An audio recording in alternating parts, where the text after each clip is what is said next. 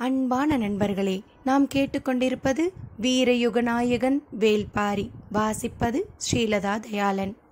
போன பகுதியில் வேந்தர்கள் கபிலரையும் வாரிக்கையனையும் பேசவிட்டு ஏதாவது செய்தி தெரிந்து கொள்ள வேண்டும் என்ற நோக்கத்தோடு பேசவிட்டனர்.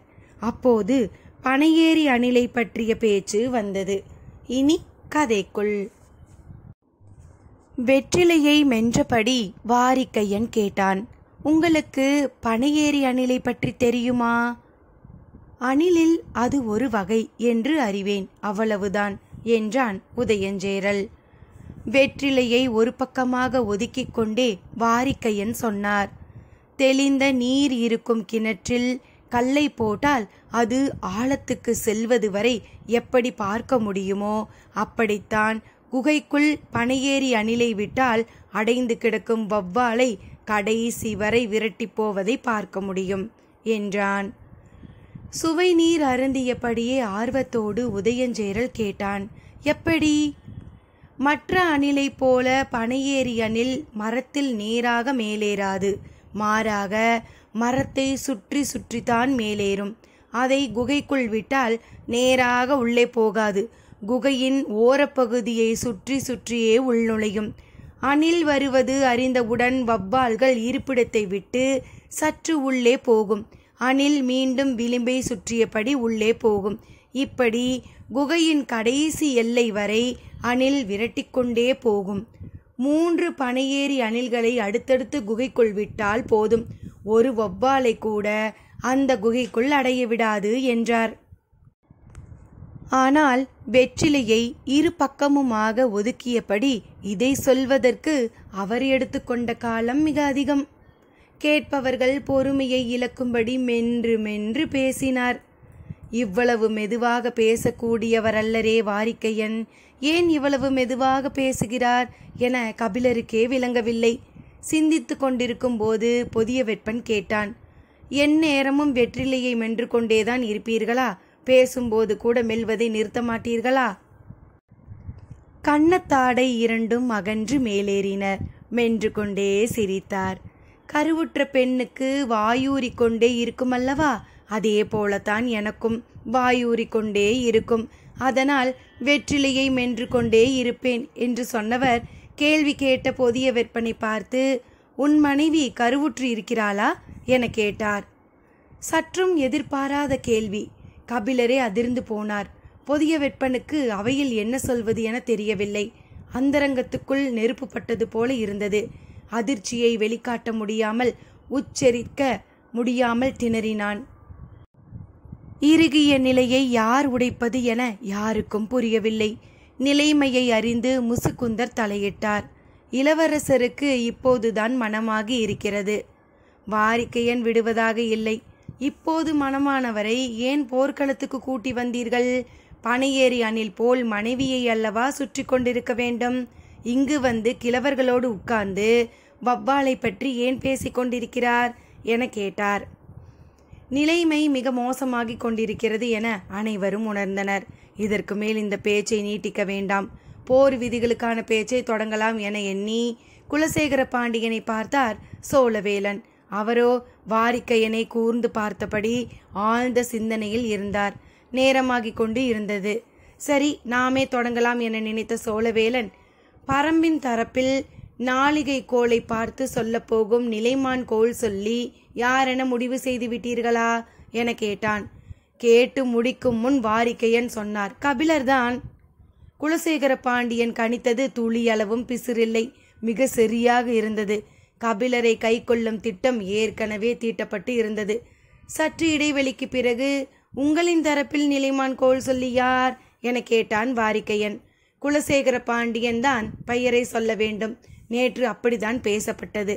ஆனால் அவரோ வாரிக்கையனை கூர்ந்து பார்த்தபடி பேசாமல் இருந்தார். அவையில் அமைதி நீடித்தது. மற்ற இரு வேந்தர்களுக்கும் ஒன்றும் புரியவில்லை. நேற்றைய பேச்சில் புதிய வெப்பனும் முசுகுந்தரும் கலந்து கொள்ளாததால் அவர்கள் இயல்பான அமைதியோடு இருந்தனர். வாரிக்கையன் தான் வெற்றிலையை மென்று கொண்டே கேட்டதால் சரியாக புரியவில்லையோ என நினைத்து மீண்டும் ஒரு முறை கேட்டார். உங்களின் தரப்பில் நிலைமான் கோள் சொல்லி யார்? மீண்டும் மௌனம். அவையில் பேச்சு ஏதும் ஏலவில்லை. ஏன் எதுவும் சொல்லாமல் இருக்கிறார்கள் என்று கபிலருக்கு புரியவில்லை. செங்கன சோழன் தன் தந்தையின் முகத்தை பார்த்தான். உதயஞ்சேரலோ சோழர்கள் இருவரையும் பார்த்தான்.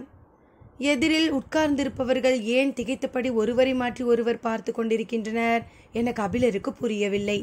இனியும் பேசாமல் இருக்கக்கூடாது என நினைத்த சோழவேலன் தலைமை கணியன் என்று தொடங்கினார். ஆனால் பெயர் சட்டென நினைவுக்கு வரவில்லை. நினைவு கூர்ந்தபடி நிறுத்தினார். குலசேகர பாண்டியனின் அருகில் நின்றிருந்த முசுக்குந்தரோ ஒரு கணம் அதிர்ச்சியானார். திசைவேலரையா சொல்கிறார் என திகைத்து குலசேகரனை பார்த்தார். அவரோ எதுவும் பேசாமல் வாரிக்கையனையே பார்த்து கொண்டிருந்தார். அவையோருக்கு என்ன சொல்வதென்று புரியவில்லை. முசுக்குந்தர் குலசேகர பாண்டியனுக்கு மிக அருகில் சென்று மெல்லிய குரலில், திசைவேலரா பேரரசே என கேட்டார். குலசேகர பாண்டியன் மெல்லிய சிரிப்போடு தலையசைத்தார். முசுக்குந்தருக்கு பேரதிர்ச்சியாக இருந்தது. திசைவேலரை போன்ற அறம் தவறாத மாமனிதரை போருக்காக கோல் சொல்லியாக நியமித்தால் அவரை நம்மால் எந்த வகையிலும் பயன்படுத்தி கொள்ள முடியாது. போர்க்களத்தின் பிடிமானம் நம்மிடம் இல்லாமல் போகும் வாய்ப்பு உண்டு என சிந்தித்தபடி மீண்டும் அவரை உற்று பார்த்தார். அதே சிரிப்போடு தலையசைத்தார் குலசேகர பாண்டியன். பேரரசர் என்பவர் எப்போதும் யாரும் சிந்திக்காததை சிந்திக்கக்கூடியவர் என்பதை வாழ்வு முழுவதும் அறிந்தவர் முசுக்குந்தர். எனவே அவரின் திட்டமிடல் மற்றவர்கள் எண்ணத்துக்கு அப்பாற்பட்டுதான் இருக்கும் என்ற பெருமிதத்தோடு எங்கள் தரப்பின் நிலைமான் கோல் சொல்லியாக பெருங்கணியர் திசைவேலர் செயல்படுவார் என அறிவித்தார். வேந்தரின் தரப்பில் இருந்த மற்றவர்கள் திகைத்து போனார்கள். பொதிய வெப்பனோ தலையே சுற்றுவது போல் ஆனது. என்ன நடக்கிறது இங்கு என்று யாராலும் புரிந்து கொள்ள முடியவில்லை. தான் பேசட்டும் என்று மற்றவர்கள் கருதுவதாக நினைத்த முசுக்குந்தர், திசைவேலரை நாளை அழைத்து வருகிறோம், கோல் சொல்லிகள் இருவரும் போரின் விதிகளை வரையறுக்கட்டும் என்றார். சரி என சொல்லி அவை நீங்கினர் கபிலரும் வாரிக்கையனும். பிற்பகலின் இறங்கு வெயில் அதில் தேர் வேந்தர்களின் படையை விட்டு வெளியேறியது. நீண்ட நேரம் கபிலர் எதுவும் பேசவில்லை. அவருக்கு அவையில் நடந்ததை புரிந்து கொள்ள முடியவில்லை. ஏன் பேசாமல் வருகிறீர்கள் என கேட்டார் வாரிக்கையன். இல்லை, பேரரசர்களில் மூத்தவர் குலசேகர பாண்டியன். அவர்தான் எல்லாவற்றையும் பேசுவார். ஆனால் இன்று அவர் பேசுவதை முற்றிலும் தவிர்த்து விட்டார். மற்றவர்கள் அவரின் முகத்தையே மீண்டும் மீண்டும் பார்த்து கொண்டிருந்தனர். காரணம் எதுவும் எனக்கு பிடிபடவில்லை என்றார். சற்றே சிரிப்போடு, காரணம் நான் தான் என்றார் வாரிக்கையன். நீங்களா என அதிர்ச்சியோடு கேட்டார் கபிலர். ஆம், நான் முதலில் இடப்பக்க இடுப்பு பையில் இருந்த வெற்றிலையை எடுத்தேன் என்பதனை நீங்கள் கவனித்தீர்கள். ஆனால் வலது பக்க சுருக்கு பையை திறந்து என்ன செய்தேன் என்பதனை நீங்கள் கவனிக்கவில்லை என்றார். சுருக்கு பையில் என்ன செய்தீர்கள்? அதற்குள் தான் திகைப்பூச்சியை வைத்திருந்தேன். பாக்கு எடுப்பதைப் போல அவற்றுள் 3 முதலில் எடுத்து வெளியில் விட்டேன். அவை போவதை மற்றவர்கள் எளிதில் பார்த்துவிட முடியாது. ஆனாலும் கவனமாக இருக்க வேண்டும் என்பதால் தான் பாக்கை மற்றவர்களுக்கு கேட்பதைப் போல சத்தமாக உடைத்தேன். எல்லோரின் கவனமும் எனது கைக்கு வந்தது. திகைப்பூச்சிகள் எனக்கு நேராக உட்கார்ந்திருப்பவரின் இருக்கை நோக்கி போனது. அது கடித்து சிறிது பொழுதுக்கு பிறகுதான் திகைப்புத்தன்மை உருவாகும். அதனால்தான் வெற்றிலையை மென்றபடி மெல்ல மெல்ல பேசி நேரத்தை நீட்டித்தேன் என்றார். கபிலர் உறைந்து போனார். நீங்கள்தான் குலசேகர பாண்டியனை பேசவிடாமல் செய்ததா? அப்படி செய்ததால் நமக்கென்ன நன்மை? நம்மிடம் போர் விதிகளை எப்படி பேசுவது, யார் யார் பேசுவது என்பதையெல்லாம் அவர்கள் ஏற்கனவே முடிவு செய்து வைத்திருப்பார்கள். திகைப்பூச்சி கடிப்பதன் மூலம் அவர்களில் ஓரிருவர் பேச முடியாத நிலையை எய்துவர். முடிவு செய்தபடி ஏன் பேசவில்லை என்று மற்றவர்களுக்கு பேச முடியாதவர் மீது ஐயம் உருவாகும். அந்த ஐயம்தான் விரிசலுக்கான வழியை உருவாக்கும் என்றார். கபிலர் விரிந்த கண்களை இமைக்காமல் வாரிக்கையனையே பார்த்து கொண்டிருந்தார். அவர் மேலும் சொன்னார், அவர்கள் மூவரும் நண்பர்கள் அல்லர். நம்மை அழிப்பதற்காக ஒன்றுபட்டுள்ளனர். எனவே அவர்களுக்குள் விரிசலை உருவாக்க சிறிய காரணமே போதுமானது. நாகக்கரட்டின் அடிவாரத்தில் தேர் வந்து நின்றது. கபிலர் கீழிறங்கினார். அவரின் தோள் பற்றி இறங்கிய வாரிக்கையன் சொன்னார், இந்த போரில் வலிமை மிகுந்த எண்ணற்ற ஆயுதங்களை நாம் பயன்படுத்தப் போகிறோம். ஆனால் நாம் பயன்படுத்தப் போகும் எந்த ஓர் ஆயுதத்தையும் விட கண்களுக்கு தெரியாத இந்த சிறு பூச்சி செய்துள்ள நன்மை இணையற்றதாக இருக்கும். பேச்சின்றி நடந்தார் கபிலர். அது சரி, யார் அந்த திசைவேலர்? வாரிக்கையனின் கேள்விக்கு அதிர்ச்சியிலிருந்து மீண்டபடி பதில் சொன்னார் கபிலர். அறத்தின் அடையாளம். அத்தியாயம் 88. வளர்பிறை நிலவு வானில் எட்டி பார்த்து கொண்டு இருந்தது. மூவேந்தர்களும் அவரவருக்கான பாசறை கூடாரத்தில் இருந்தனர். முசுக்குந்தர் திசைவேலரை கண்டு வேந்தர்களின் வேண்டுகோளை ஏற்க செய்து அழைத்து வர போயுள்ளார். உதயஞ்சேரலால் அவனது கூடாரத்திற்குள் இருக்க முடியவில்லை. நேற்று இரவு அந்துவனை நிலைமான் கோல் சொல்லியாக தேர்வு செய்வோம் என்று சொன்ன குலசேகர பாண்டியன் இன்று ஏன் மாற்றினார்? அதற்கான காரணம் என்ன? அதுவும் தான் சொல்லாமல் தன் அமைச்சரின் மூலம் ஏன் சொல்ல வைத்தார் என்ற கேள்விகள் அவனை குடைந்து கொண்டிருந்தன. இதில் ஏதோ சூழ்ச்சி இருக்கிறது, ஆனால் என்னவென்று புரியவில்லை என்று குழம்பிப்போய் இருந்தவன் இது பற்றி சோழனிடம் விவாதிக்கலாம் என்று அவனது கூடாரம் நோக்கி புறப்பட்டான். செங்கன சோழன் தன் தந்தை சோழவேலனிடம் இதை பற்றிதான் விவாதித்து கொண்டிருந்தான். அந்நேரம் உதயஞ்சேரலும் உள்ளே வந்தான். நேற்றிரவு பேசியதும் இன்று காலையில் நடந்ததும் பேரையத்தை உருவாக்குகின்றன. பாண்டியன் நமக்கு தெரியாமல் ஏதோ செய்ய பார்க்கிறான் என்றான் உதயஞ்சேரல். எனக்கும் புரியவில்லை. திசைவேலர் மிக கடுமையானவர், அறம் பிளராதவர், கபிலர் மீது மிகுந்த பற்று கொண்டவர்.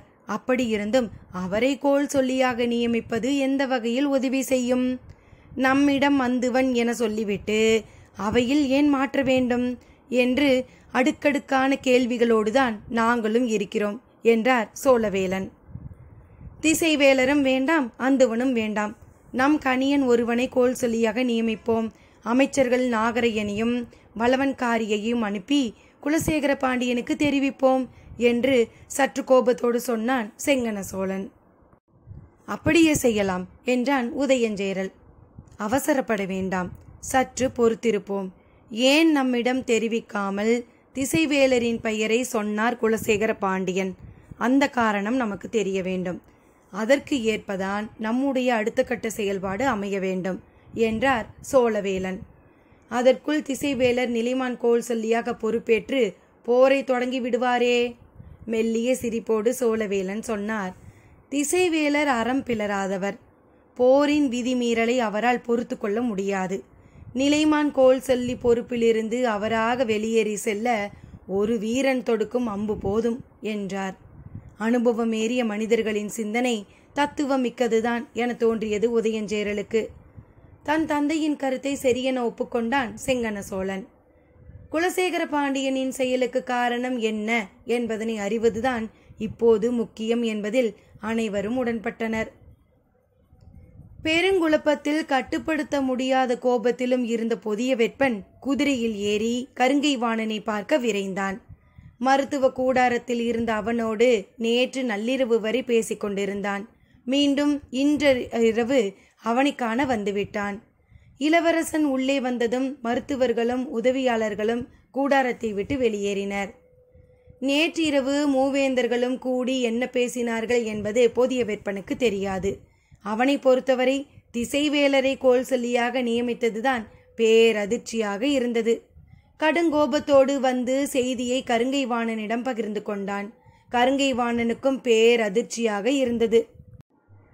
பொதிய வெப்பன் சினமேறிய வார்த்தைகளை கொட்டி கொண்டிருந்தான். தொடக்கம் முதலே தந்தையின் செயல் புரிந்து கொள்ள முடியாமல் இருக்கிறது.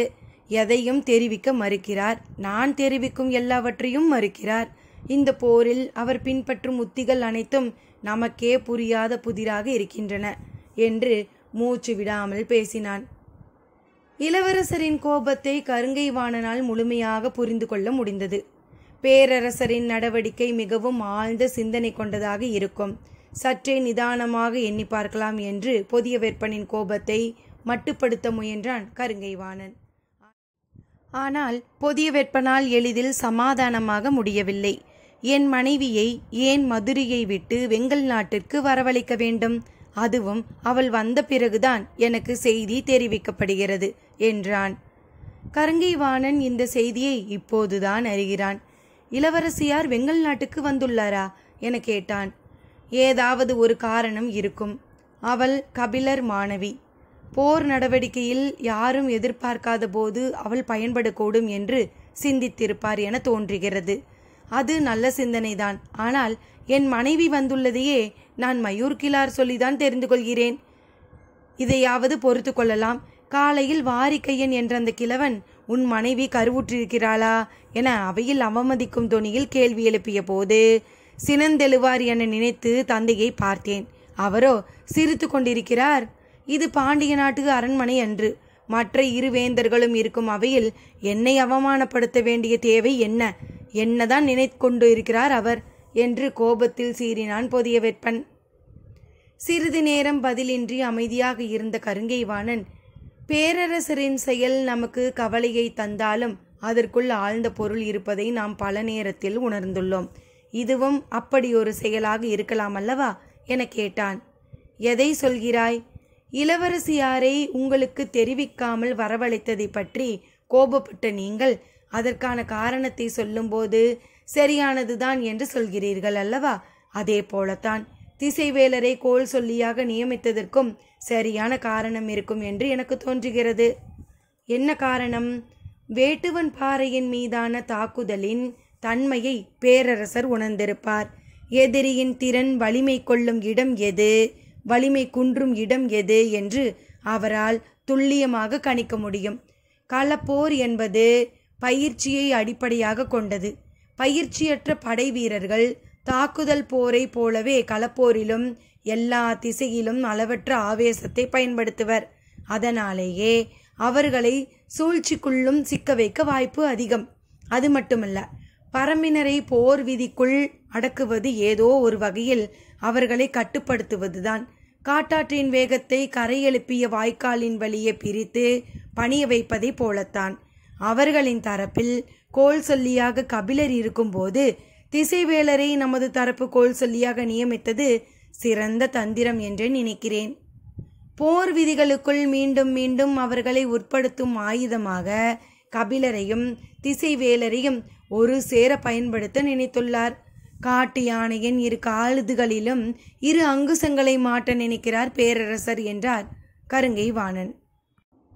இப்படி ஒரு காரணத்தை பொதியவெற்பன் சிந்திக்கவில்லை. கருங்கைவாணன் சொல்லுவதை கேட்கும்போது மிக நுட்பமான சூழ்ச்சியாகத்தான் தோன்றுகிறது. பேரரசரின் திட்டம் மிகவும் கவனம் மிக்கதாக இருக்கிறது என்று விளங்கியது. ஆனால் மனதுக்குள் பழி அகலவில்லை. சட்டென நினைவுக்கு வந்து மீண்டும் கேட்டான் பொதியவெற்பன். நேற்று பரம்புடனான போருக்கு விதிகளே வகுக்கக்கூடாது என்று சொன்னாய். இன்று இப்படி பேசுகிறாயே? ஆம், இப்போதும் எனது நிலை அதுதான். ஆனால் விதிகள் வகுக்கப்பட்ட போர் என்று முடிவெடுத்த பிறகு சிறந்த போர் உத்திகளை பயன்படுத்த வேண்டும். இப்போது பேரரசர் அதைத்தான் செய்துள்ளார் என நினைக்கிறேன் என்றான் கருங்கைவாணன்.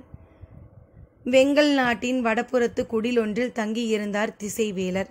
கபிலரும் வாரிக்கையனும் புறப்பட்ட சிறிது நேரத்திலேயே திசைவேலரை பார்க்க விரைந்தார் முசுகுந்தர். வைகை கரையில் இருந்த திசைவேலரை போருக்கான நாள் குறித்து தர சொல்லித்தான் அழைத்தனர். ஆனால் அவரோ போரை தவிர்க்க கபிலர் மூலமாக ஏன் பேசி பார்க்க கூடாது என கேள்வி எழுப்பினார். அவர் சொன்னதை ஏற்ற வேந்தர்கள் கபிலருக்கு தூது அனுப்பி பேசி பார்த்தனர். ஆனால் பேச்சுவார்த்தை தோல்வியடைந்தது. அன்று மாலையே திசைவேலருக்கு அந்த செய்தி தெரிவிக்கப்பட்டது. தனது சொல்லை கேட்டு வேந்தர்கள் மூவரும் பேச்சுவார்த்தை நடத்தினர். ஆனாலும் போரை தவிர்க்க முடியவில்லை. எனவே இனி அவர்கள் கேட்பது போல போருக்கான நாள் குறித்து கொடுப்பதை மறுத்து சொல்ல முடியாத நிலை உருவானது. சற்று குழப்பமான மனநிலையுடனே குடில் விட்டு அகலாமல் இருந்தார் திசைவேலர். இரவு பரவும் வேளையில் குடிலுக்கு வந்து சேர்ந்தார் முசுகுந்தர். மாணவர்கள் விளக்கை ஏற்றிக்கொண்டு இருந்தனர். செய்தி திசைவேலருக்கு சொல்லப்பட்டது. மீண்டும் நாள் குறித்து கேட்பதற்காக முசுகுந்தர் வந்துள்ளார் என நினைத்தபடி அவரை உள்ளே வர சொன்னார் திசைவேலர். தான் வந்துள்ள பணி எவ்வளவு கடினமானது என முசுகுந்தருக்கு நன்கு தெரியும். திசைவேலர் இதற்கு ஒப்புதல் தருவது எளிய செயலன்று. ஆனாலும் பேரரசர் குலசேகர பாண்டியனின் விருப்பத்தை நிறைவேற்றுவதில் தோல்வியடைந்துவிடக் கூடாது என்ற முடிவோடு வந்திருந்தார்.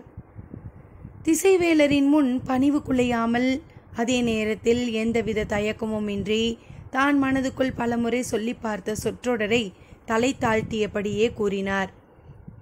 இப்பெரும் போருக்கான வேந்தர் படையின் நிலைமான்கோள் சொல்லியாக தாங்கள் இருந்து வழிநடத்த வேண்டும் என்று மூவேந்தர்களும் விரும்புகின்றனர். பேராசானே என்றான். போர் நிலத்தையே பார்க்க கூடாது என நினைப்பவனை போரின் அத்தனை கொலைகளையும் உற்று நோக்குபவனாக மாற்ற நினைக்கும் ஆலோசனை அவரை நடுங்க செய்தது. ஒரு கணம் திகைத்து போனார். அதிர்ச்சி சினமாக உருமாறியது.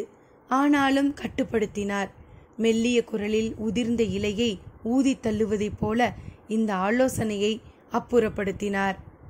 சினமேறிய வெளிப்பாடு இல்லாதது முசுகுந்தருக்கு சற்றே ஆறுதலாக இருந்தது. ஆனாலும் அவரின் ஏற்பை பெறுவது எளிய செயலன்று. எல்லா வகையிலும் முயன்று அவரின் ஒப்புதலை பெற மனதை ஆயத்தப்படுத்தி கொண்டார். திசைவேலர் தனது வழக்கத்துக்கு மாறான செயலை செய்து கொண்டிருந்தார். பொங்கியலும் சினம் சொல்லின் மேல் படியாமல் பார்த்து கொண்டார். நிராகரிக்கும் ஒன்றின் மீது உணர்ச்சியை படிய விடுவது பொருளற்றது என்று அவருக்கு தோன்றியது. முழுமுற்றாக நிராகரிப்பதற்கும் நிராகரிக்கும் காரணத்தை விளக்குவதற்கும் நுட்பமான இடைவெளி உண்டு. கண்ணுக்கு தெரியாமல் ஒருபடி கீழிறக்கும் செயல் அது. திசைவேலர் நிராகரிக்கும் ஒற்றை சொல்லை மட்டுமே இயல்பான தொனியில் சொல்லிக் கொண்டிருந்தார். எப்படியாவது அதற்கான காரணத்தை விளக்கும் இடத்திற்கு அவரை அழைத்து விட வேண்டும் என்று முயன்றார் முசுகுந்தர். திசைவேலர் போன்ற பேராசானை துளி துளியாகத்தான் கரைக்க முடியும். இந்த போரில் தனக்கு வழங்கப்பட்ட மிக கடினமான பணி இதுவாகத்தான் இருக்கும். இத்தனை ஆண்டு கால அனுபவத்தை உருட்டி திரட்டி எதை சொன்னால் திசைவேலரின் சொற்கள் கனிவு கொள்ளுமோ அதற்கான வெக்கையை உருவாக்கும் காரணத்தை தேர்வு செய்து கூறினார். போரின் அறத்தை சிறந்த கோள் சொல்லிகளால் மட்டுமே நிலைநிறுத்த முடியும். எனவே நீங்கள் மூவேந்தர்களின் கூட்டுப்படைக்கு நிலைமான் கோள் சொல்லியாக இருந்து இந்த போரை அற விதிகள் மீறாமல் நடத்தி தர வேண்டும் என்றார். நீண்ட அமைதிக்கு பிறகு திசைவேலர் கூறினார். அறம் பேண பொது இடமன்று போர்க்களம். அது நம்மை இரக்கமற்ற மனநிலைக்குள் முழுமுற்றாக மூழ்க வைக்கும். எனவே இந்த ஆலோசனையை என்னால் ஏற்க முடியாது. இந்த இடத்திற்கு அவரை வரவழைக்கத்தான் இவ்வளவு முயன்றார் முசுகுந்தர். கரையத் தொடங்கிய ஒன்று மறுபடியும் தனக்குத்தானே உறைந்து இறுகுவது எளிதன்று. இனி வெக்கையின் அடர்த்தியை வெப்பத்தின் இளஞ்சூடாக மாற்ற முயன்றார் முசுகுந்தர். ஏற்றுக்கொள்ளப்பட்ட பொது விதிகளைத்தானே முன்னோர்கள் அறம் என வகைப்படுத்தினர். நாற்றங்காலின் அறமும் அறுவடை களத்தின் அறமும் செயலின் வழியேதானே வெவ்வேறானவை. வரையறுக்கப்பட்ட கடமையின் அடிப்படையில் அவற்றுக்குள் வேறுபாடு ஏதும் இல்லையே. பயிரை நடுவதும் பயிரை அறுப்பதும் சமநிலை கொண்ட செயல்பாடுகள் என்பதே அறத்தின் குரல் என்றார். அப்படி இருக்க பொது இடம் என்றோ போர்க்களம் என்றோ வேறுபடுத்துவது பொருளற்றதுதானே பேராசானே என்றார். முசுகுந்தரே, விதிகளும் அற உணர்வும் எப்போதும் பொருந்தி போவதில்லை. விதிகள் சமமான தோற்றத்தை உருவாக்க நினைப்பவை. அற உணர்வு சமமற்றவற்றின் நியாயத்தை பற்றி நிற்பவை. போருக்கு தேவை போர் விதிகள்தான். அவற்றை போரின் அறம் என சொல்வது அறிவுடைமையாகாது. சமமான அளவீடுகளை உருவாக்குவதே சமமற்றவற்றுக்கு எதிரான அறசிந்தனையின் வெளிப்பாடுதான். அதனால்தானே இந்த செயலில் தன்னை பொருத்திக் கொள்வது கடமை என பெரும்புலவர் கபிலர் முன்வந்துள்ளார். சற்றே அதிர்ந்தார் திசைவேலர். கபிலர் கோள் சொல்லியாக இருக்க முன்வந்துள்ளாரா? ஆம், பரம்பின் தரப்பில் நிலைமான் கோல் சொல்லியாக இருக்க போகிறார் பெரும் புலவர் கபிலர். அதனால்தான் மூவேந்தர்களும் ஒருமித்த குரலில் பேராசானே எங்களுக்கான நிலைமான் கோல் சொல்லியாக இருக்க வேண்டும் என விரும்புகின்றனர். விதிகள் நீரை ஒழுங்குபடுத்தும் வாய்க்காலை போன்றவை. ஆனால் கண்ணுக்கு தெரியாமல் நீரில் கரையக்கூடியவை. அதனால்தான் உருவாக்குபவனுக்கு பணியும் தன்மை விதிகளின் இயல்பாகிறது. ஆனால் அரண் எனப்பட்டது அனைவரையும் கூர்த்தீட்டி பார்ப்பது, தன்னை நிலைநிறுத்தி கொள்வது. உங்கள் பேரரசர்களை நன்றாக சிந்தித்து கொள்ள சொல்லுங்கள். நான் போரின் விதிகளை நிலைநிறுத்தும் கோல் சொல்லியாக செயல்படேன். போரின் அறத்தை நிலைநிறுத்தும் கோல் சொல்லியாகவே செயல்படுவேன். அது வெற்றியின் சுவைக்கு உவப்பானதன்று. முற்றாக மறுத்து கொண்டிருந்த திசைவேலர் இவ்வளவு இறங்கி வந்ததும் இறுக பற்றி கொள்ள நினைத்தார் முசுகுந்தர். குலசேகர பாண்டியனின் உத்தரவை நிறைவேற்ற முடியாமற் போய்விடுமோ என்ற பதற்றம் தணிய தொடங்கியது. திடமான குரலில் கூறினார், இதற்கு முன் இந்த மண் காணாத பெரும் போர் இது. மூவேந்தர்கள் ஓரணியில் அணிவகுத்து நிற்கப் போகின்றனர். பறவைகளால் பறந்து கடக்க முடியாத நிலப்பரப்பில் வீரர்கள் வாளேந்தி நிற்பர்.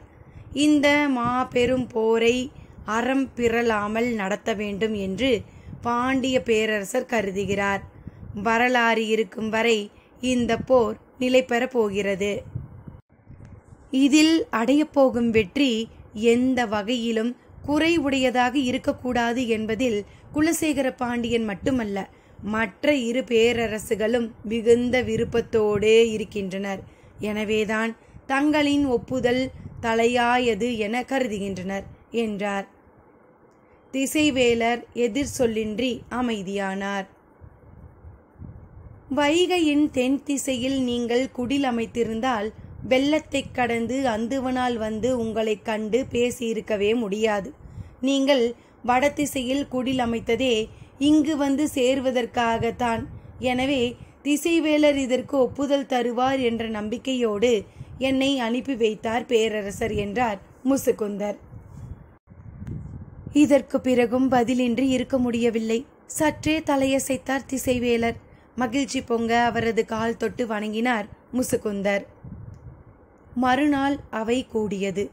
கபிலரும் வாரிக்கையனும் வந்து சேர்ந்தனர். சிறிது நேரத்தில் திசைவேலர் வந்தார். அவர் நிலைமான் கோல் சொல்லியாக இருக்க எப்படி ஒப்புக்கொண்டார் என கபிலருக்கு பெரும் வியப்பாக இருந்தது. பேரரசர்களோ அதிர்ச்சியில் உறைந்திருந்தனர். மருத்துவ கூடாரத்திலிருந்து கருங்கைவாணனும் வந்து சேர்ந்து விட்டான். குலசேகர பாண்டியனின் தந்திரமிக்க செயல் இது என்று அவன் நினைத்தான். ஆனால் குலசேகர பாண்டியனோ ஏறக்குறைய கலங்கிய நிலையில் இருந்தார். நேற்று நடுப்பகலில் பேச்சுவார்த்தை முடிந்ததும் அப்படியே போய் மயங்கி தூங்கியவர் நள்ளிரவுதான் எழுந்தார். அதன் பிறகுதான் என்ன நடந்தது என கேட்டறிந்தார். நிலைமான் கோல் சொல்லியாக திசைவேலரை தேர்வு செய்ததை கேள்விப்பட்டு நடுங்கி போனார். எப்படி இது நடந்தது என அவைக்குள் இருந்த பணியார்களிடம் மட்டும் மீண்டும் மீண்டும் கேட்டார். தான் எப்படி ஒப்புதல் கொடுத்தோம் என்பது அவருக்கு புரியவே இல்லை. முசுகுந்தர் எங்கே என கேட்டார். திசைவேலரிடம் ஒப்புதல் பெற போயுள்ளார் என்று தெரிவித்தனர். இவ்வளவு குழப்பங்களுக்கு பிறகும் அவருக்கு இருந்த நம்பிக்கை திசைவேலர் இந்த ஆலோசனையை ஏற்றுக்கொள்ள மாட்டார் என்பதுதான். எனவே நாம் முன்னரே தெரிவித்தபடி நாளை காலை அந்துவனை நிலைமான் கோல் சொல்லியாக தேர்வு செய்து விடலாம் என நினைத்து அந்துவனுக்கும் செய்தி சொல்லி ஆயத்த நிலையில் இருக்கச் சொன்னார். ஆனால் அதிகாலையில்தான் செய்தி வந்தது, திசைவேலர் ஒப்புதல் வழங்கிவிட்டார் என்று. குலசேகர பாண்டியனுக்கு செய்தி சொல்லப்பட்ட அதே நேரத்தில் மற்ற இரு பேரரசுகளுக்கும் செய்தி சொல்லப்பட்டு விட்டது. குலசேகர பாண்டியனால் நம்பவே முடியாத செய்தியாக இது இருந்தது. போர் தொடங்க நாள் குறித்து கொடுக்க சொன்னதற்கே அவ்வளவு தயங்கிய அவர் கோல் சொல்லியாக இருக்க எப்படி ஒப்புக்கொண்டார் என்பது பெரும் கேள்வியாக இருந்தது. தனக்கு என்ன நேர்ந்தது என்பதும் தன்னை சுற்றி என்ன நடக்கிறது என்பதும் புரிபடாத நிலையில் மீள முடியாத குழப்பத்தில் மூழ்கினார். இந்த சிக்கலை எப்படி கையாள்வது என்பதனை பற்றி முடிவெடுக்க மிக குறைந்த நேரமே இருந்தது. அவையில் நான் சொன்னதை நானே மறுத்தாலோ மாற்றி கூறினாலோ அது பெரும் பிழையாகிவிடும். வரும் நாட்களில் மூவேந்தர்களின் கூட்டு முடிவுகள் நம்பகத்தன்மையை இழக்க நானே காரணமாகி விடுவேன். எனவே அந்துவனை பற்றிய புதிய செய்திகள் காலையில்தான் தெரிய வந்தன. அவன் ஆபத்து நிறைந்தவன். அதனால் திசைவேலரை தேர்வு செய்ய எண்ணினேன். ஆனால் முன்கூட்டி தெரிவிக்க முடியாமல் போய்விட்டது என்று சொல்லி சமாளிக்கலாம் என்று முடிவுக்கு வந்தார். எனக்கு என்ன நேர்ந்தது? சற்றே நினைவு தவறி மீண்டது போல் உள்ளது. காலையில் உண்ட உணவால் அப்படி ஆகுமோ? இது தற்செயலா அல்லது யாராலாவது திட்டமிடப்பட்டதா என்று அவருள் கேள்விகள் எழுந்தபடியே இருந்தன. அனைத்தையும் தீவிரமாக விசாரிப்பது என முடிவுக்கு வந்தார். நடந்துள்ள நிகழ்வுகள் அனைத்திலும் மிக துடிப்பாக செயல்பட்டு உள்ளவர் முசுகுந்தர். அவையில் திசைவேலரின் பெயரை சொன்னதும், நள்ளிரவு வரை அவருடன் வாதாடி ஒப்புதல் பெற்றதும், இப்போது அவைக்கு அழைத்து வந்ததும் முசுகுந்தர்தான். இவை அனைத்திலும் மிக தீவிரமாக அவர் செயல்பட்டுள்ளார். குலசேகர பாண்டியனின் ஐயம் முசுகுந்தரின் மீது படரத் தொடங்கியது. ஆனாலும் இப்போது நடக்க வேண்டியதில் மட்டும் கவனமாக இருப்போம் என்ற முடிவுடன் அவையில் அமர்ந்திருந்தார். திசைவேலரும் கபிலரும் ஒருங்கே அமர்ந்திருக்கும் பேரவை. மூவேந்தர்களும் அவர்களின் தளபதிகளும் அமர்ந்துள்ளனர். உடன் பரம்பு நாட்டு பெருங்கிழவர் வாரிக்கையன் இருந்தார். பெரும் மனிதர்களால் நிறைந்த அவை அது. வேட்டுவன் பாறைக்கு வந்து திரும்பிய திசைவேலரை இவ்வளவு விரைவாக போர்க்களத்தில் காண்போம் என்று கபிலர் எண்ணவே இல்லை. கவலை தோய்ந்த முகத்தோடு அவரை அருகில் சென்று வணங்கினார். அவரின் முகக்கவலையை உணர முடிந்தது. என்ன சொல்வதென்று சிந்தித்தபடி திசைவேலர், புலிமுன் நாடா, புலிமுன் புலியா, புலிமுன் யானையா என்பதனை இணைத்து கண்டறிய போகிறோமா என கேட்டபடி இருக்கையில் அமர்ந்தார் திசைவேலர். முகத்தில் பரவிய சிறு சிரிப்போடு தனது இருக்கையில் அமர்ந்தார் கபிலர். திசைவேலர் அமர்ந்ததும் போர் விதிகளுக்கான பேச்சுவார்த்தை தொடங்கியது. இதுவரை வழக்கத்தில் உள்ள விதிமுறைகளை கூறுங்கள் என்றார் திசைவேலர். குலசேகர பாண்டியனின் வலது புறமிருந்து முசுகுந்தர் எழுந்த அதே நேரத்தில் சோழவேலனின் பக்கத்தில் இருந்த வளவன்காரி கையில் ஏட்டுடன் எழுந்து முன்வந்தான்.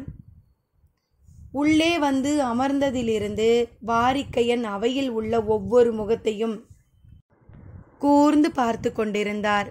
குழப்பமும் பதற்றமும் மிரட்சியுமாக முகங்கள் இருந்தன. மிகுந்த தெளிவோடு இருந்த ஒரே முகம் முசுகுந்தரின் முகம் மட்டுமே. குலசேகர பாண்டியன் இட்ட கட்டளைப்படி பேராசான் திசைவேலரின் ஒப்புதல் பெற்று அவரை அழைத்து வந்து விட்டேன் என்ற மகிழ்வில் இருந்தார். ஆனால் தனக்கு எதிர் திசையில் இருந்த சோழ நாட்டு அமைச்சன் வளவன்காரி கையில் ஏட்டோடு முன்னகர்ந்து வந்தது அவருக்கு சற்றே அதிர்ச்சியாக இருந்தது. திரும்பி பேரரசரை பார்த்தார். குலசேகர பாண்டியன் கையை காட்டி முசுகுந்தரை இருக்கையில் அமரச் சொன்னார். நம்ப முடியாத அதிர்ச்சியோடு பின் இருக்கையில் போய் அமர்ந்தார் முசுகுந்தர். வளவன்காரி போர் விதிகளை படிக்கத் தொடங்கினார்.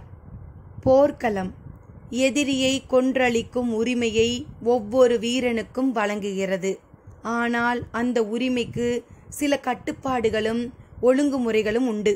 அதையே போர் விதிகள் என்கிறோம். படை என்பது இரு தரப்பானது. அதன் எண்ணிக்கை அவரவரின் வலுவை பொறுத்தது. எக்காரணம் கொண்டும் எண்ணிக்கையின் மீது இன்னொருவர் சம உரிமை கோர முடியாது. போர்க்களம் என்பது வெற்றி தோல்விகளை கண்டறியும் இடம். அதில் தீர்ப்பு சொல்ல யாரும் தேவையில்லை. வெற்றியோ தோல்வியோ அதை அடைகிறவனுக்கு அதுவே எல்லாவற்றையும் சொல்லிவிடும். நிலைமான் கோல் சொல்லிகள் போரை விதி மீறாமல் நடத்தி செல்வர். இப்போது சொல்லப்படும் விதிகள் எல்லாவற்றையும் மீறாமல் இருக்க வேண்டியது இரு தரப்பினரின் பொறுப்பு. மீறப்பட்டதாக கோல் சொல்லிகள் கூறினால் அதுவே முடிவு. போர் என்பது நாள்தோறும் கோல் சொல்லிகளின் அறிவிப்புடன் தொடங்கும். அவர்களின் அறிவிப்புடன் முடிவுறும். அறிவிப்புக்கு முன்னரோ பிறகோ வானிலும் மண்ணிலும் போர் செயல்பாடுகள் எதுவும் இருக்கக்கூடாது. அறிவிப்புக்கு முன் நான் இழுக்கப்பட்டு விட்டால் அந்த அம்பை மண்ணை நோக்கிதான் எய்ய வேண்டும். முடிவுறு ஓசைக்கு பிறகு போர்க்களத்துக்குள் குதிரைகளை தாற்றுக்கோளால் அடித்து ஓட்டக்கூடாது. யானைகள் பிளர பாகன்கள் அனுமதிக்க கூடாது. அந்த கணமே அனைத்தையும் நிறுத்துதல் வேண்டும். தாக்குதல் கண்டு புறமுதுகிட்டு ஓடுபவனையோ கைகூப்பி வணங்குகிறவனையோ அவிழ்ந்த தலைப்பாகையை சரி செய்கிறவனையோ ஆயுதம் இழந்தவனையோ தாக்கக்கூடாது. காலாட்படை காலாட்படையுடன் தான் மோத வேண்டும். அதே போல குதிரைப்படையும் யானைப்படையும் தேர்ப்படையும் தம்மையொத்த படைகளுடன் மட்டுமே மோத வேண்டும். தேரை ஓட்டும் வளவனும் யானையை செலுத்தும் பாகனும் போர்க்களத்தில் இருந்தாலும் அவர்கள் போர் வீரர்கள் அல்லர். எனவே அவர்கள் ஆயுதங்களை தொடக்கூடாது. அவர்களின் மேல் ஆயுதங்களை பயன்படுத்தக்கூடாது. ஆயுதங்களில் விலங்கினங்களின் நஞ்சையோ தாதுக்களின் நஞ்சையோ பயன்படுத்துதல் கூடாது. அதுவரை படிக்கப்படுவதை கேட்டுக்கொண்டிருந்த வேந்தர்கள் மூவரும் நஞ்சினை பற்றி கூறும்போது ஒருவரை ஒருவர் திரும்பி பார்த்தனர். இது பொதுவாக எல்லா போர்களிலும் உள்ள விதிதான். ஆனால் எந்த போரிலும் திசைவேலர் போன்ற மாமனிதர் நிலைமான் கோல் சொல்லியாக இருந்ததில்லை. எனவே இந்த விதி படிக்கப்படும் போது சற்றே கலக்கமாக இருந்தது. எண்ணற்ற நஞ்சின் வகைகள் மூவேந்தர்களின் படை கொட்டிலும் பயன்படுத்த ஆயத்தமாக இருந்தன. நஞ்சினை பற்றிய பேச்சு வந்ததும் குலசேகர பாண்டியனின் நினைவு நேற்றைய நிகழ்வுக்குள் போனது. எனக்கு கொடுத்த சுவை நீரில் நஞ்சேதும் கலக்கப்பட்டிருக்குமோ? அதனால்தான் நான் நினைவு பிறந்தவனாக மாறினேனோ என்று எண்ணினார். இந்த எண்ணம் தோன்றிய மறுகணமே கடந்த முறை கபிலர் வந்தபோது கருங்குரங்கின் செயலை வைத்து சுவை நீரில் நஞ்சு கலந்துள்ளது என சேரன் பதறியது நினைவுக்கு வந்தது. தொடர்ந்து ஏதோ ஒரு முயற்சி இங்கே நடந்து வருகிறது என்ற எண்ணம் உறுதியானது.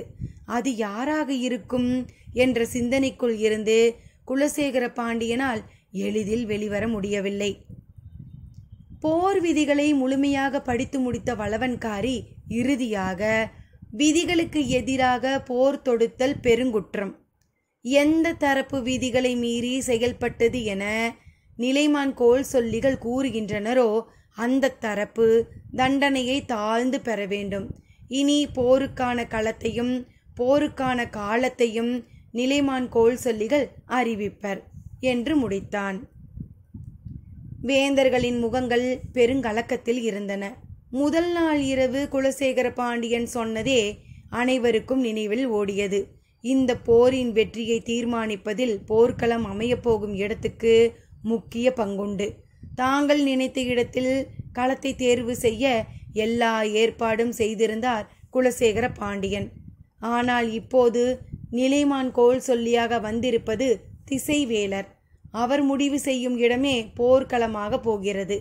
சற்றே கலக்கத்தோடு மற்ற வேந்தர்கள் குலசேகர பாண்டியனை பார்க்க அவரது முகமோ பெருங்கலக்கம் கொண்டு இருந்தது. நானும் கபிலரும் போர்க்களத்தை தேர்வு செய்ய முன் செல்கிறோம். எங்களின் அழைப்பு வந்ததும் இருதரப்பு தளபதிகளும் வருக, அதன் பிறகு மற்றவர்கள் வரலாம் என சொல்லிவிட்டு வெளியில் நின்றிருந்த தேர் நோக்கி நடந்தார் திசைவேலர். பின் தொடர்ந்தார் கபிலர். அத்தியாயம் 89. 4 புரவிகள் பூட்டிய தேர் அன்றைய பகல் முழுவதும் பயணித்து கொண்டு இருந்தது. திசைவேலரின் எண்ண ஓட்டத்துக்கு இணையாக பாய்ந்து கொண்டிருந்தன குதிரைகள். திசை எங்கும் நிலம் விரிந்து கிடக்கிறது. ஆனால் போருக்கான களமாக அதில் எதுவும் திசைவேலருக்கு தோன்றவில்லை.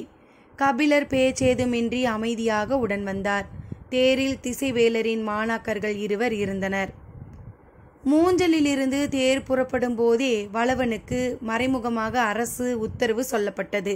அவன் அதற்கேற்ப வெங்கல் நாட்டின் உட்பகுதியை நோக்கி தேரை செலுத்தினான். நெடுந்தொலைவு உள்ளே வந்ததும் திசைவேலர் கேட்டார், உன் பெயர் என்ன? முடத்திருக்கன். நான் உன்னை படைகளின் எல்லையை விட்டு வெளியில் அழைத்துச் செல் என்றேன். நீ ஏன் இங்கு வந்தாய்? முடத்திருக்கன் இந்த கேள்வியை எதிர்பார்க்கவில்லை.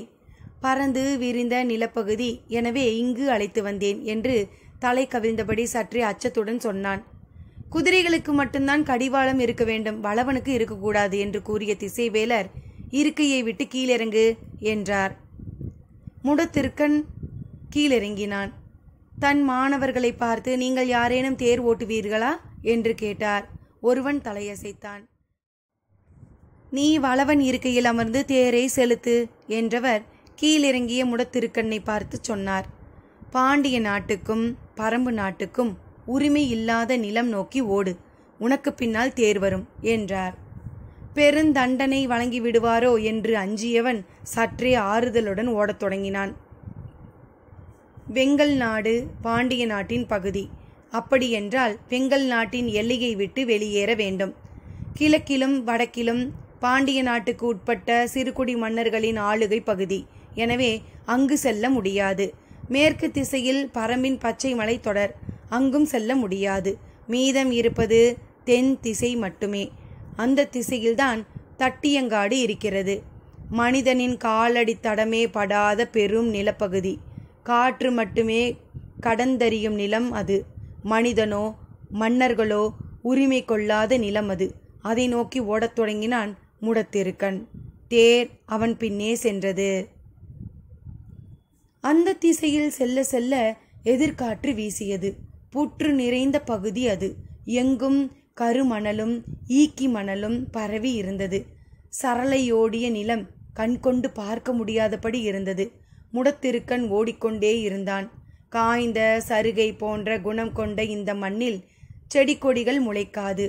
படலை புற்றும் குடை புற்றும் தான் எங்கும் முளைத்து கிடக்கும். உள்ளே செல்ல செல்ல அச்சம் மேலேறி கொண்டு இருந்தது. விரைந்து ஓடு என்று திசைவேலரின் குரல் கேட்டது. மீண்டும் வேகத்தை கூட்டினான். எதிர்காற்று அவனை முன்னேற விடாமல் தள்ளியது. முயன்று ஓடினான். மூச்சு இறைத்தது. குதிரைகள் அவன் மேல் பாய்வதைப் போல வந்து கொண்டே இருந்தன. வேகம் எடுத்து ஓடினான். கூரிய கற்கள் பாதங்களை கிழித்தன. குருதி ஒலிகைப்படி ஓடிக்கொண்டே இருந்தான். திசைவேலரின் ஏவல் குரல் கேட்டுக்கொண்டே இருந்தது. முடிந்தளவுக்கு வேகமாக ஓடினான். கண்கள் கட்டின. மயக்கம் வருவது போல் இருந்தது. ஆனாலும் முயன்று ஓடினான். இன்னும் சிறிது நேரத்தில் விழுந்து விடுவான் என்பது தெரிந்தது. அவன் எத்திசையை நோக்கி விழுகிறானோ அத்திசையை நோக்கி தேரை திருப்பி ஒரு பொழுதுக்கு விரைந்து ஓட்டிச் செல் என்றார் திசைவேலர். சிறிது நேரத்தில் முடத்திருக்கன் மயங்கி விழுந்தான். மேற்கு திசை நோக்கி சாய்த்து கிடந்தது அவனது தலை. தேரை மேற்கு திசை திருப்பி முழு வேகத்தோடு ஓட்டினான் மாணவன். 4 குதிரைகள் பூட்டிய தேரை விரைந்து செலுத்த முயன்றான். ஆனால் குதிரைகளால் பாய்ந்து செல்ல முடியவில்லை. கனைப்பொலி எழுப்பியபடி தலையை மறுத்தாட்டி துடித்தன. மாணவனுக்கு தேரை ஓட்ட போதிய பயிற்சி இல்லை என தோன்றியது. ஒரு பொழுதை கடந்ததும் தேரை நிறுத்தினான். திசைவேலரும் கபிலரும் கீழிறங்கினர். தவறிழைத்தவன் தண்டனையின் வழியே காட்டிக் கொடுத்த இடம் இது என்று சொல்லிக்கொண்டே இறங்கிய திசைவேலர், இந்த இடத்துக்கு ஏதோ பெயர் சொன்னானே என கேட்டார். தட்டியங்காடு என்றான் மாணவன். பெரும் புலவரே, நாம் இழைத்த தவறுகளுக்கு தண்டனை இந்த தட்டியங்காடுதான். நம் தலை சாயும் வரையிலும் இந்த நிலம் நம்மை துரத்தி கொண்டே இருக்கும். தலையசைத்தபடி கபிலர் சொன்னார். ஆனாலும் கடமையை செய்வோம். மாணவர்களை அனுப்பி அனைவரையும் அழைத்து வர சொன்னார் திசைவேலர். மாணவர்கள் மூஞ்சல் நகருக்கு வந்து செய்தியை தெரிவித்தனர். தட்டியங்காடு என்கின்ற இடத்தை இதுவரை யாரும் கேள்விப்படக்கூட இல்லை. மயூர் கிளாரை அழைத்து கேட்டனர். மனித வாடை அறியாத மண், கரையான்கள் ஆளும் நிலம், முழுமையாக சென்று பார்த்தவர் யாரும் இல்லை என்றார். மனக்குழப்பத்தை வெளிக்காட்டிக் கொள்ளாமல் அனைவரும் புறப்பட்டனர். பொழுது மறைவதற்குள் தட்டியங்காட்டுக்கு வந்து சேர்ந்தனர்.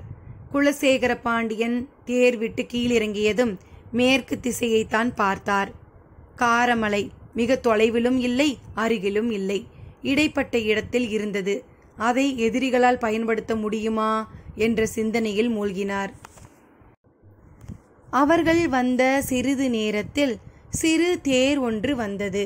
அதில் வாரிக்கையனோடு புதிய மனிதன் ஒருவன் இருந்தான்.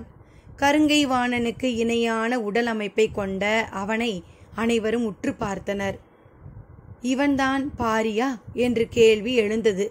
தேர்விட்டு இறங்கிய வாரிக்கையன் உரத்த குரலில் சொன்னார், பரம்பின் தளபதி முடியன். இங்கு நிற்கும் எந்த ஒரு தேரையும் ஒரே அடியில் நொறுக்கும் அளவுக்கு இறுகி திருகிய உடலமைப்பை கொண்டவன். அனைவரின் பார்வையும் அவனை நோக்கி இருந்தபோது திசைவேலர் அறிவித்தார், நாட்புறமும் நிலை மாறாக குணம் கொண்ட இடம், எவ்வளவு குருதி சிந்தினாலும் குடித்து முடிக்க காத்திருக்கும் நிலம், மலையென பிணங்கள் குவிந்தாலும் மறுநாளில் இல்லாமலாக்கும் கோடான கோடி கரையான்கள் வாழ்கின்ற இடம், அழுகல் நாற்றம் மேலேறி வராது, அடைமழை பொழிந்தாலும் நீர் நிற்காது, மரங்களோ புதர்களோ நீர்நிலைகளோ இல்லாத போர்க்களத்துக்கே உரிய பாலும் நிலம். எனவே இந்த தட்டியங்காடே போர்க்களமாகும். அனைவரின் கண்களும் முன்னும் பின்னுமாக திரும்பி எல்லா திசைகளையும் பார்த்தன. திசைவேலர் அறிவிப்பை தொடர்ந்தார். இங்கிருந்து வடதிசையில் வேந்தர் படையும் தென் திசையில் பரம்பு படையும் அணிவகுக்க வேண்டும். வேந்தர்களுக்கு சற்றே நிம்மதியானது. படை கிழக்கு மேற்காக அணிவகுத்தால் பரம்புக்கு பின்புற அரணாக காரமலை அமைந்துவிடும். எனவே படை அணியின் திசை மாறியது ஆறுதலாக இருந்தது. வாரிக்கையன் உள்ளுக்குள் மகிழ்ந்தார். கிழக்கு மேற்குமாக படையணி இருந்தால் எதிர்த்திசையில் கண்ணுக்கு அப்பால் வேந்தர் படை நிற்கும். பார்த்தறிவது கடினம். இப்போது வடக்கு தெற்காக படையணி நிற்கப் போகிறது. வடதிசையில் வேந்தர் படை எவ்வளவு நீளத்துக்கு நின்றாலும் மலை மேலிருந்து துல்லியமாக பார்த்தறிய முடியும். திசைவேலரின் குரல் மேலும் ஒலித்தது. இந்த இடம் கோபுர பரண் அமைக்கப்பட்டு அதன் மேல் நாளிகை தட்டு வைக்கப்படும். ஒவ்வொரு நாளும் பகல் 5ஆம் நாளிகை தொடங்கும் போது போர் தொடங்க முரசறைவோம். பகலின் இறுதி 5ஆம் நாளிகை தொடங்கும் போது போர் முடிவதற்கான முரசறைவோம். முரசறைய இருபுறங்களிலும் 5 கோபுரங்கள் அமைக்கப்பட்டு அவற்றில் முரசறைபவரோடு என் மாணவர்களும் நிற்பர். அனைவரும் கேட்டுக்கொண்டு நின்றனர். போரின் விதிகள் ஏற்கனவே படிக்கப்பட்டு விட்டன.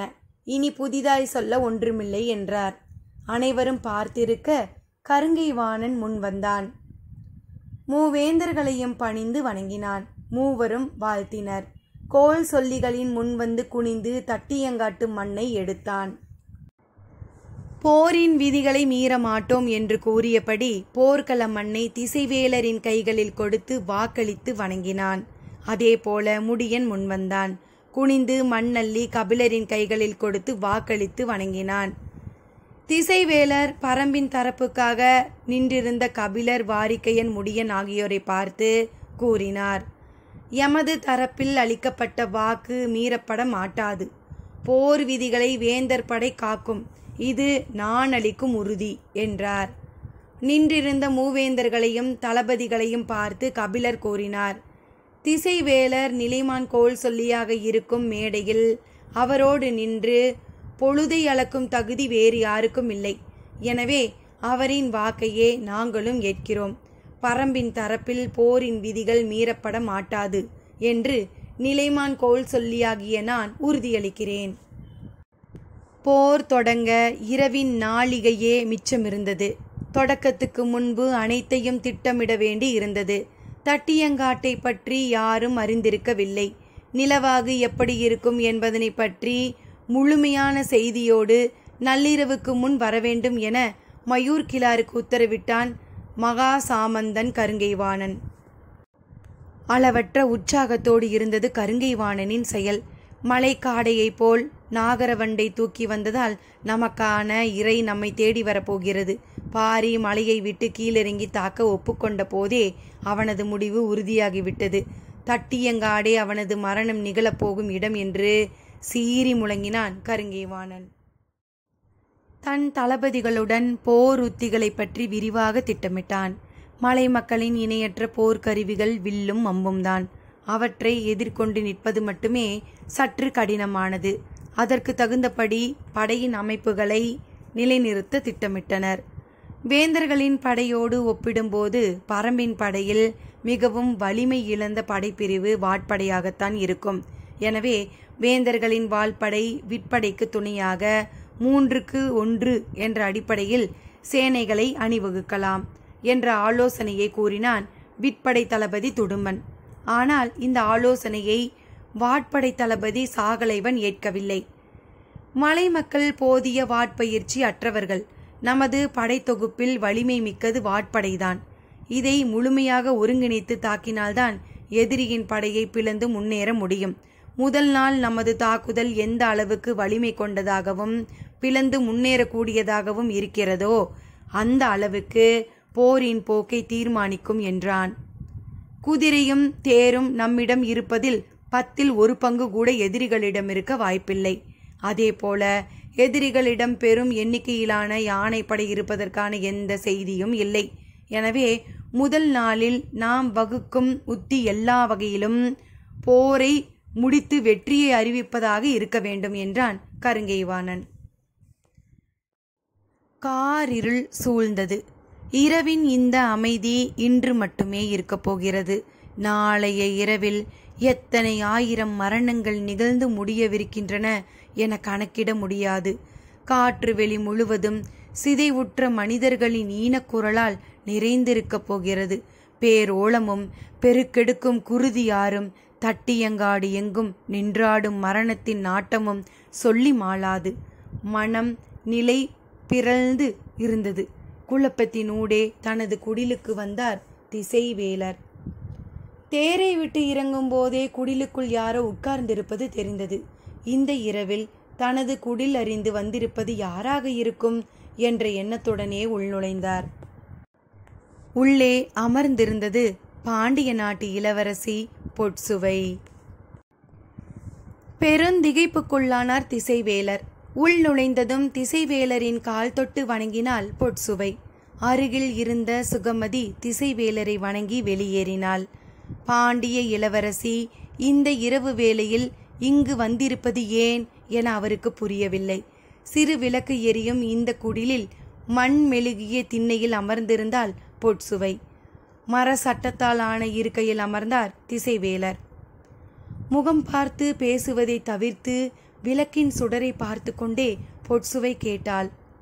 கோல் கணிக்கும் பேராசான் கொலை நிலத்தில் பரன் ஏற எப்படி ஒப்புக்கொண்டீர்? முதல் கேள்வியே திசைவேலரை நேர்கொண்டு தாக்கியது. அவர் சற்றும் எதிர்பார்க்கவில்லை. ஆனாலும் தாக்குண்ட உணர்வை வெளிக்காட்டாமல் மெல்லிய குரலில் சொன்னார். மூவேந்தர்களும் கேட்டுக்கொண்டதால் என்னால் மறுக்க முடியவில்லை. காலம் கணிக்கும் பேராசானே, அதிகாரத்தின் சொல்லை மறுக்கும் ஆற்றலை இழப்பதுதான் கேடுற்ற காலத்தின் அடையாளம். ஈட்டி போல் இறங்கின சொற்கள். திசைவேலரால் பொற்சுவையின் நோக்கத்தை கணிக்க முடியவில்லை. சற்றே அமைதியானார். சிறிது நேரத்திற்கு பிறகு பொற்சுவை சொன்னாள். இந்த போருக்கு காரணமானவர் இருவர். ஒருவன் குலசேகர பாண்டியன், இன்னொருவன் வேல்பாரி. அப்படித்தானே சொல்ல வருகிறீர்கள் என கேட்டார் திசைவேலர். இல்லை. அப்படியென்றால் யார் அந்த இருவர்? ஒருத்தி நான், இன்னொருவர் நீங்கள். மிரட்சியுற்றார். நான் எப்படி காரணமாவேன்? வான்வெளியில் சிறு பிசகு ஏற்பட்டாலும் காலத்தின் கோலம் எப்படியெல்லாம் மாறும் என்பதனை கண்டறிந்து கூறும் பேராசான் நீங்கள். உங்களிடம் இதை சொல்ல வேண்டிய நிலைக்கு வருந்துகிறேன். இருந்தாலும் சொல்கிறேன். எனது திருமணத்திற்காக கட்டப்பட்ட பாண்டரங்கத்தின் மேற்கூரையில் வானியல் அமைப்பை வரைய நிலைப்படம் கொடுத்தீர்கள். அது என்னவென்று யாருக்கும் புரியவில்லை. பேரரசின் பிறப்பை குறிக்கும் படமும் ஒன்று, அரசியாரின் பிறப்பை குறிக்கும் படமும் ஒன்று. என்ன வானியல் அமைப்பு என நீங்கள் தெளிவாக சொல்லாததால் வெள்ளியை தவறாக வரைந்தான் அந்துவன்.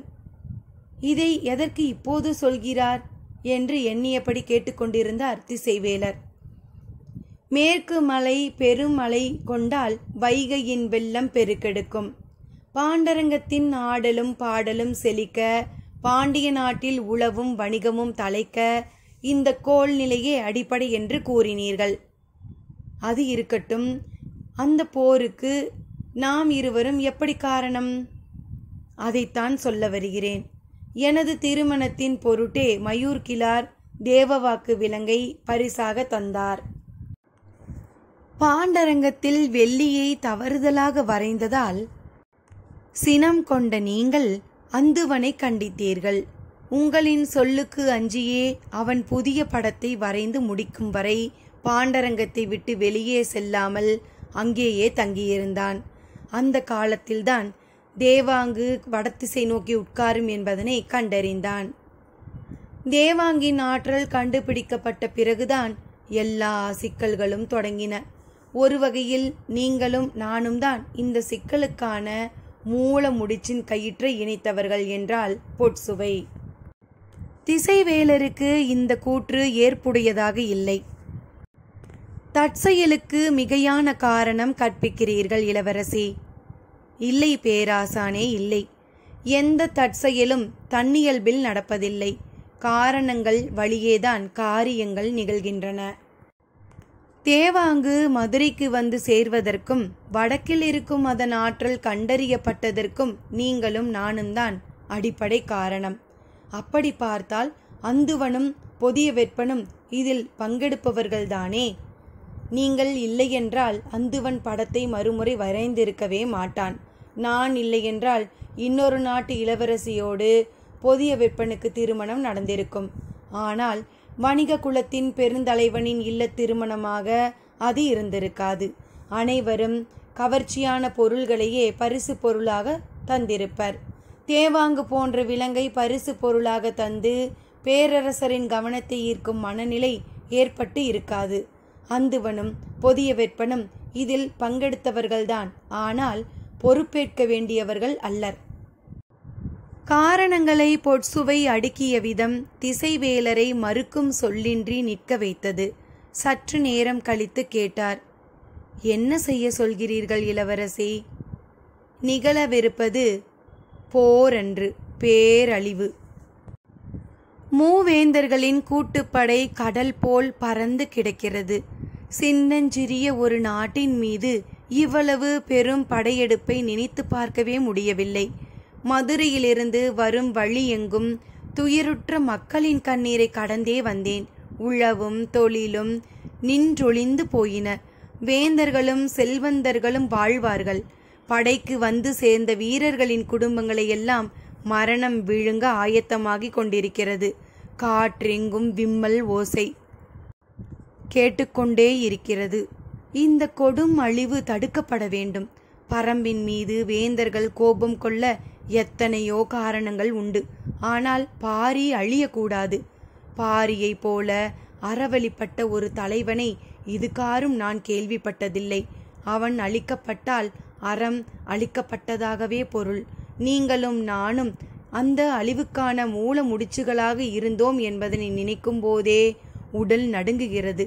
வாழ்வு எந்த கணத்திலும் முடிந்துவிடும். ஆனால் அறத்தின் அழிவுக்கான காரணம் நமது வாழ்வின் மீது படியுமேயானால் அதைவிட இழிவு வேறில்லை. பொற்சுவையின் குரலில் இருந்த வேதனையும் ஆவேசமும் திசைவேலரை நடுங்க வைத்தது. பாண்டரங்கத்தின் மேற்கூரையை தவறாக அந்துவன் வரைந்தபோது பாண்டிய நாடு பாழ்படும் என்று அவர் சொன்ன வார்த்தைகள் நினைவுக்கு வந்தன. அந்துவன் முதலில் வரைந்ததே சரி. நிகழப்போகும் பேரழிவை பாண்டரங்கத்தின் மூலம் முன்னுணர்த்தி இருக்கிறது காலம். வைகையின் வெள்ளம் பெருகிற அதே நாளில்தான் இந்த பேரழிவும் அரங்கேறவிருக்கிறது. நான் அதை தவறென்று சொல்லி மாற்றினேன். காலத்தை மாற்ற நான் யார்? வெள்ளம் புரண்டோடும் வைகையின் கரையில் இருந்த என்னை அதே அந்துவன் அழைத்து வந்து அழிவின் நாள்களுக்குள் நிறுத்தி உள்ளான். அந்த வரைபடத்திற்குள் இப்போது நான் நிற்கிறேன். மாற்றிப்பார் என்கிறது காலம். நான் எனது சீற்றமிழந்து நிற்கிறேன். உள்ளுக்குள் புரண்டெழுந்த சொற்கள் தனக்குத்தானே உதிர்ந்து கரைந்தன. செயலற்று நின்றார் திசைவேலர். அவரை கூர்ந்து பார்த்தபடி அமர்ந்திருந்தாள் பொற்சுவை. சிறு விளக்கின் சுடர் உமிழும் கரும்புகை மட்டுமே திசைவேலரின் கண்களுக்கு தெரிந்தது. இந்த போரை நிறுத்த வழியேதும் இல்லையா? பேராசான் நீங்கள் நினைத்தால் முடியும் என்றாள் பொற்சுவை. மேலும் என்ன நடக்கப் போகிறது என்பதனை பொறுத்திருந்து அடுத்த பகுதியில் பார்க்கலாமா? நன்றி நண்பர்களே.